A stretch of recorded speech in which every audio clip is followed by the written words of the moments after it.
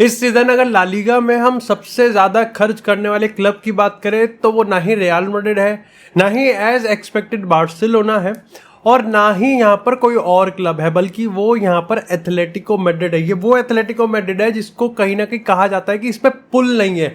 ये वो Atletico Madrid है जिस पर कहा जाता है कि श्रूट साइनिंग करते हैं, फ्री एजेंट की साइनिंग करते हैं, यानी कि 2018-19 की यूवेंटस बन के बैठे हुए हैं। लेकिन आज एथलेटिको मैड्रिड ने कहीं ना कहीं भाई ये प्रूफ कर दिया है कि अगर आपके पास एक सही टेक्निक हो और एक सही स्ट्रैटेजी हो तो आप मैनचेस्टर सिटी से आने वाले अर्लिंग हालैंड 2.0 यानी कि एक तरीके से के फिडल को उठा सकते हो और अपना स्टार बना सकते हो। वो भी तब जब यहां पर उसी मार्केट में यहां पर पीएसजी भी ऑपरेट कर रही है। लेकिन पीएसजी के साथ एक दिक्कत थी कि उधर से एथलेटिको मैड्रिड जो पिन पॉइंट करने की कोशिश कर रही थी वो ये था कि भाई ग्रीजमैन जब फ्रेंचाइजी प्लेयर नहीं रहेगा तो यूलियन अल्वारेज फ्रेंचाइजी प्लेयर रहेगा।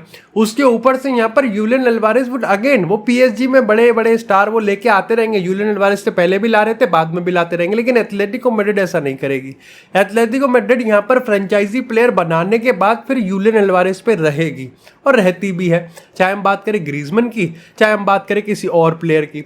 ये बात तो एथलेटिको मैड्रिड और सिमियोनी ने आई थिंक प्रॉपर तरीके से कन्विंस कर दिया होगा कि तेरी ईगो बूस्ट करने के लिए जो सिटी नहीं कर पाई वो एथलेटिको मैड्रिड पूरी तरीके से करेगी। और साथ ही जब पेपर की बात आई तो उन्होंने कहा देखो भाई हमने डिफेंस में लेनोरबैट को रखा हुआ है, गोलकीपर ओब्लक है, उसके बाद यहाँ पर हम बात करें तो हम कॉर्नर गैलेगर लेके आने वाले हैं, हम यहाँ पर सॉलोथ लेके आ गए। तो टीम प्रॉपर है, टीम बढ़िया है, टीम कुछ भी करने के लिए तैयार है, तेरे को बस अपने पे विश्वास रखना है। 95 मिलियन यूरोस की ये डील हो गई है भाई, बहुत बड़ी डील हुई है। और मेरे को लगता है कि सबसे ज़्यादा नुकसान किसी का हुआ होगा तो बार्सिलोना का हुआ है।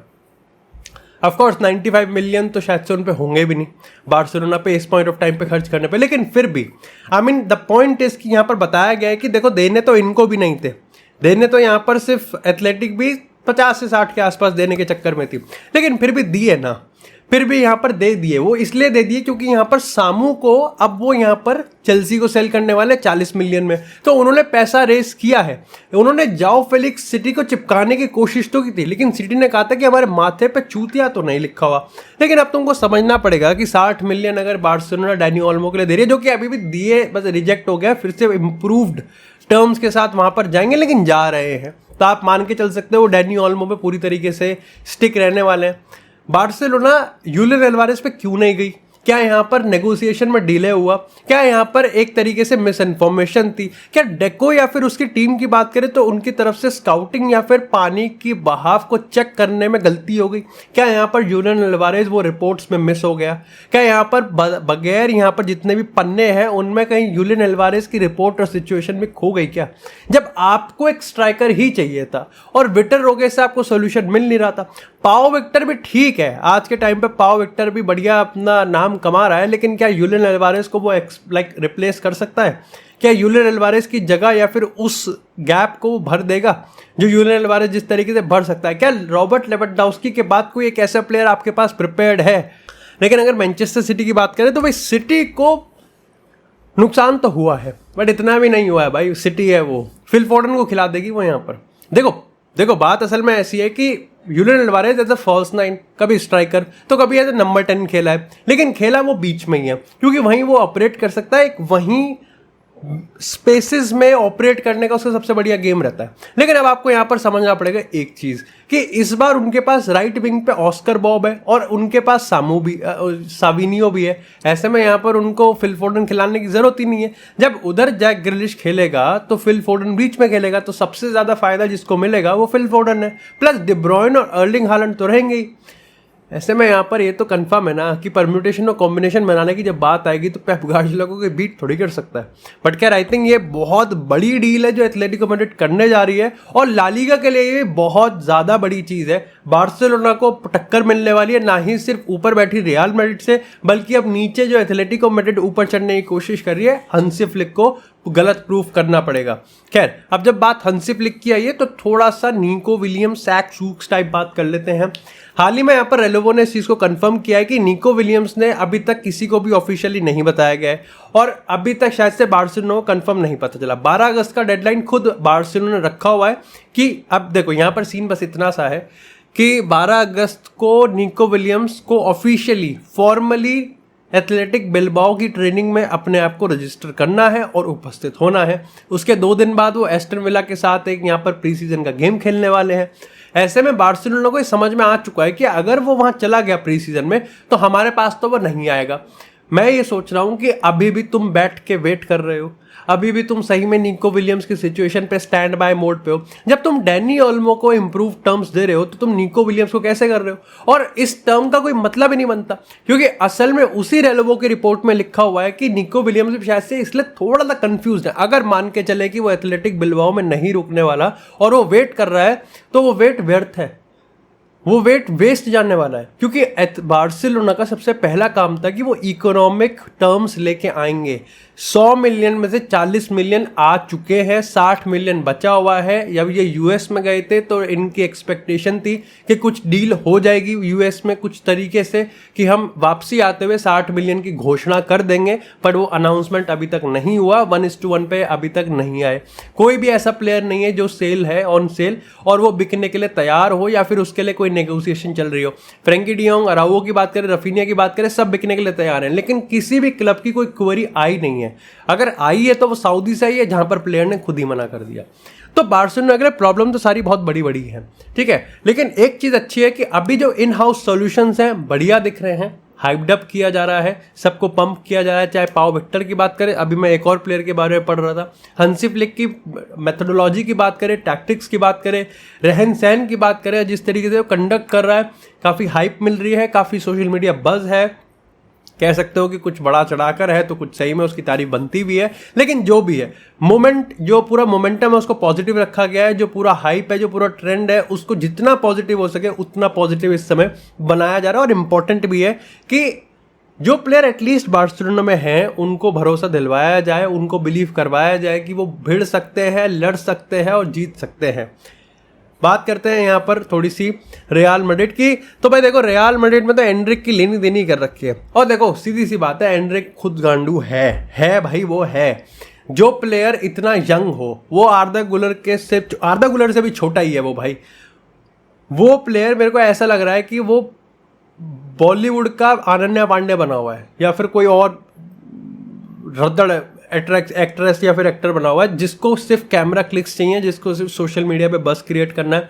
ऑफ कोर्स वो वायरल हो गया, वो कुल्ला वाला जो कर रहा था, वो अपने मुंह पे ट्रिपल एच बनने की कोशिश कर रहा था। लेकिन हाल ही में यहाँ पर उससे जब नेमार वगैरह के बारे में पूछा जाता है कि भाई बेलिंगम ज़्यादा बेटर है कि नेमार बेटर है, तो भाई ने बिल्कुल बेझिझक कह दिया कि बेलिंगम बेटर है। अब देखो, मैं यहाँ पर इसलिए जज नहीं कर रहा कि उसने बेलिंगम कह दिया और मेरा पर्सनल प्रेफरेंस नेमार है, लेकिन पॉइंट यहाँ पर इतना है कि सोशल मीडिया पे बहुत ज़्यादा लोग इसको बताने लगे कि तेरे कमरे में सिर्फ नेमार की फ़ोटो हुआ करती थी, तू नेमार की फ़ोटो, और वो भी बार्सिलोना के टाइम की फ़ोटो होती थी। ठीक है, तूने Cristiano Ronaldo, Lionel Messi, that's a whole different situation जब ये रोनाल्डो और मेसी पे बात आती है, लेकिन उसके नीचे लोगों की कोई प्रेफरेंस ज़्यादा अपने मन पे होती है। रोनाल्डो एंड मेसी आप कह सकते हो कि एजेंडाज होते हैं सबके, obviously they are larger than life वाले आइडल्स हो गए। लेकिन अगर नेमार और बेलिंगम की बात करें, सोशल मीडिया पे यू आर गेटिंग एक्सपोज्ड। और प्रॉब्लम बस इससे ही है कि अगर सिर्फ इसके गेम की बात करें ना, तो एंड्रिक को इतना खराब नहीं खेला कि उसको इतनी गालियां पड़े। गालियां उसको इसलिए पड़ रही हैं क्योंकि साला खेल तो अभी भी 18 साल है वही है कि बहुत इंप्रूवमेंट की ज़रूरत है, लेकिन बोलता इतना है और काम इतने, हरकतें इतनी गांडुओं वाली हैं कि फिर वो गाली खाएगा। क्या आर्दा गुलर को पिछले सीजन हमने इस सीन में देखा था? क्या बेलिंगम जब यहाँ पर डॉर्टमुंड में था तो क्या वो यही हरकत कर रहा था? लेकिन भाई को लग रहा है कि रियल मैड्रिड मेरे को अच्छी खासी रिकॉग्निशन या फिर अच्छा खासा एक्सपोजर नहीं देगा सोशल मीडिया पे, तो मेरे को ही कुछ ऐसा करना पड़ेगा। बहुत गंदा गिरेगा भाई अगर ये फेल हुआ ना, तो इतना ज़्यादा पिटेगा ना भाई ये फ्लोरेंटिनो पेरेस से, गीले रुमाल से पिटाई होगी भाई इसकी। बट खैर, अगर बात करें यहाँ पर फटाफट से दो मस्त खबर की। सबसे पहले भाई कल यहाँ पर रोनाल्डो और अर्लिंग हालैंड के साथ में फोटो क्लिक हुई थी और सोशल मीडिया पे मजा आ गया, लेकिन सोशल मीडिया पे इसलिए ज़्यादा वायरल हो गई क्योंकि क्रिस्टियानो रोनाल्डो जहाँ भाई हमारे पैदल खड़े हुए थे, उसके बगल में ही अर्लिंग हालैंड अपनी सुपर कार में खड़े हुए थे। ऑफकोर्स यहाँ पर दोनों इस समय एक ही ट्रेनिंग कैंप में और मिले, और उसके बाद फोटो वोटो खिंचवाई और थोड़ा सा यहाँ पर गले वले मिले। लेकिन इसी के साथ यहाँ पर अगर अब बात करें सबसे पहले मैनचेस्टर यूनाइटेड की, यूनाइटेड अब मैनुअल उगारते से अपना ध्यान भटका रही है। पीएसजी का 60 मिलियन की डील ना वो करना चाहते हैं और ना उनकी इस समय हैसियत बनती हुई दिख रही है। जब उनको पता है कि उनको ऑलरेडी और प्लेयर्स पे खर्चा करना है तो उगारते पे 60 मिलियन बकवास है, और वो है भी नहीं इतना। बट पीएसजी भी क्या करे, जब दिए ही 60 मिलियन है तो उतने तो निकालने ही पड़ेंगे, ठीक है। तो एक चूतिया दूसरे को चूतिया बनाने के चक्कर में बैठा हुआ है। अब यहाँ पर स्नैपड्रैगन की बात करते हैं। स्नैपड्रैगन इस पॉइंट ऑफ टाइम पे फ्रंट स्पॉन्सर है मैनचेस्टर यूनाइटेड का। वो चाहते हैं कि वो यहाँ पर ओल्ड ट्रैफोर्ड के नेमिंग राइट्स भी ले लें। लेकिन इंटरेस्टिंग चीज़ जो हमारे लिए है वो ये है कि जब यहाँ पर उनके सीईओ ने बात करी कि वो मैनचेस्टर यूनाइटेड के साथ कैसे अपने ब्रांड को और कोलैबोरेशन को आगे बढ़ाना चाहते हैं, तो उन्होंने कहा कि प्री सीजन में हम चाहते हैं कि भाई चाइना और इंडिया में जाके मैनचेस्टर यूनाइटेड खेले।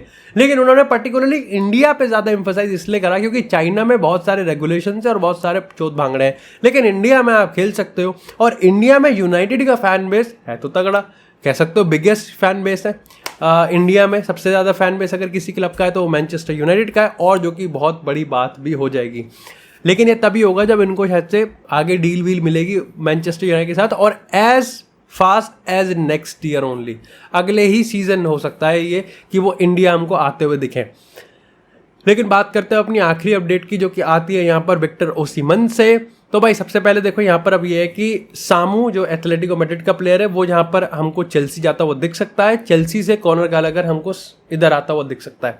विक्टर ओसिमन के रिगार्डिंग उसके एजेंट ने तो कहा है कि भाई सब बकवास है कि कोई स्वैप डील वगैरह होने वाली है, लेकिन सबको पता है कि यहाँ पर लुकाकू नेपोली जाएगा, ओसिमन नेपोली से चेल्सी आएगा। लेकिन इसमें अब एक अंडरटेकर टाइप एंट्रेंस है।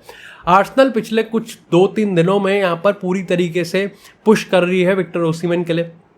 ऐसे में यहाँ पर विक्टर ओसिमन आर्सेनल जाना ज़्यादा प्रेफर करेगा rather than going to Chelsea और पीएसजी।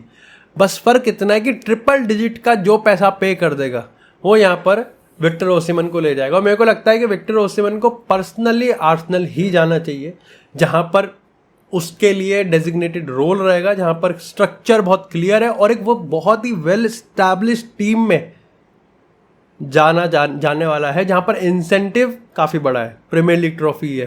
चेल्सी की बात करें it's not Premier League trophy, it's top 4। PSG की बात करें इट्स लीग 1 ट्रॉफी, जिसको वो टॉप 4 से भी गई गुजरी है। बट यहाँ पर अगर हम आर्सेनल की बात करें